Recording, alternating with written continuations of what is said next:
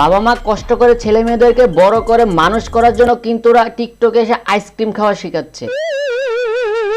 মানে আপু মনির আইসক্রিম খাওয়ার স্টাইল দেখে মনে হচ্ছে আপু একদম পাক্কা খেলোয়াড়।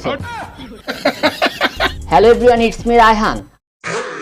আর আজকের ভিডিওতে আমরা পরিচয় করে দেব বাংলাদেশের একজন টিকটকারকে, যে কিনা বর্তমানে এসো আইসক্রিম খাওয়া শেখাচ্ছে। মানে নোংরামির ভিডিও কিভাবে আপলোড দিতে হয় তাদের কাছ থেকে শেখা উচিত।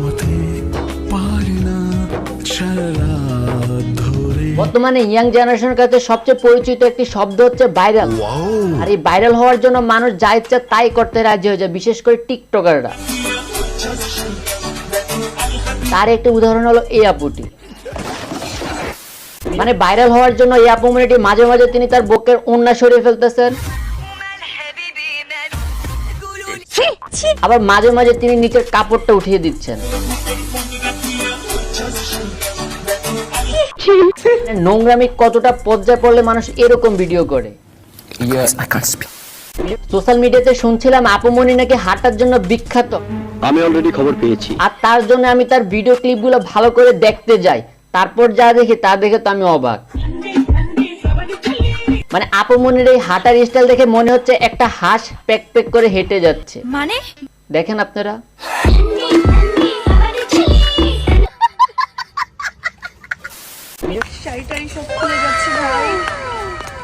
শাড়ি খুললে সমস্যা কি? কারণ আপনি তো নিজে শাড়িটা খুলে ফেলতে চান।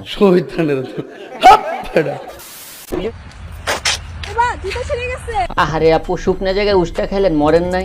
মরে নাই, তবে মরবো। হ্যাঁ, আপনার মরাটা উচিত ছিল, তাহলে অন্তত টিকটকার একজন কমে যেত। এই আপু মনির পিছনে একটা লেজও আছে। এই আপু মনি শুধু একজন টিকটকার নয়, তিনি কিন্তু একজন হকার। মাঝে মাঝে তিনি হকারিও করেন। মানে এক কথা যদি বলতে যাই তাহলে বাংলাদেশে কিছু লিজেন্ড মেয়ে আছে যাদের জন্য অন্যান্য মেয়েদেরকে আমরা খারাপ বলি। কথাটা ঠিকই বলেছেন। ভিডিওটি এ পর্যন্ত। যদি ভালো লাগে অবশ্যই চ্যানেলটি সাবস্ক্রাইব করবেন, পাশে থাকা বেল বাটনটি অন করে দিবেন। ধন্যবাদ। আপনাকে ধন্যবাদ।